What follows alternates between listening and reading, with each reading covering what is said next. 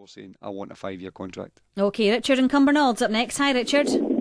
Hi there, how you doing? Hiya. Windy in Cumbernauld tonight? It's windy and cold as always, unfortunately. I was actually born in Argentina myself, so it's a colder climate than I'm used to. So you're actually Ricardo then? Very funny. In fact, I've actually had a bone to pick with you, Hugh, about... You don't say. about Scottish journalists not being lazy. In my opinion, it was the epitome of laziness that they didn't even bother to find out about Craig White when he took over the club. And it was all this, the Blue Knight and the saviour of Rangers. If anyone had been bothered to check into his history, then they would have known fine well that he was a con man. Well, you know, when Allegedly. when Craig White took over the club, I don't recall a single phone call coming in here from anyone of any persuasion, green or blue, saying, has anyone checked this man out properly?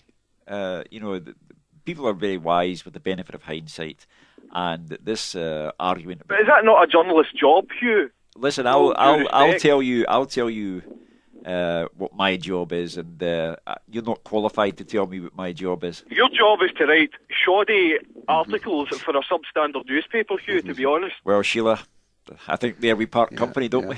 I think it wasn't windy enough in Richard's area, we could hear him. Hugh, there were calls from Alistair Johnson and Martin Bain round about the time. Yeah, Rangers were well warned. You know, Sir David Murray was well warned. Alistair Johnson and Martin Bain both made their reservations abundantly clear.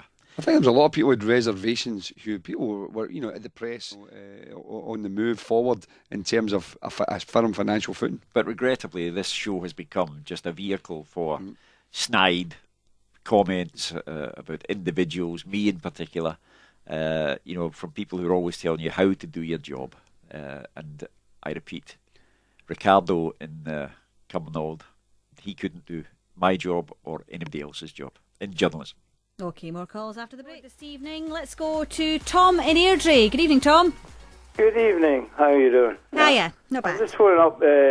Everybody's going on about, obviously, if Rangers go out of the business and everyone else, but it's about the television thing and everyone else. I have just come back from the Middle East in Yemen, actually, and I watched Motherwell and Aberdeen in Yemen, believe it or not. Okay? Uh-huh. So it's not all about Celtic and Rangers. Well, it is about Celtic and Rangers because it's not. With respect, if you just give me the courtesy, I've taken a severe pounding all night, so you can shut up and listen to me. Okay. Be polite. No, I'm sorry. I've had. He's getting a bit stressed now, Tom. I've had my fill. Anyway, other people want to watch other teams abroad as well. No, but you're not letting me explain. The point is Sky Television and ESPN.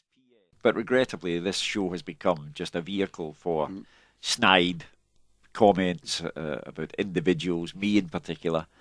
Your job is to write shoddy articles for a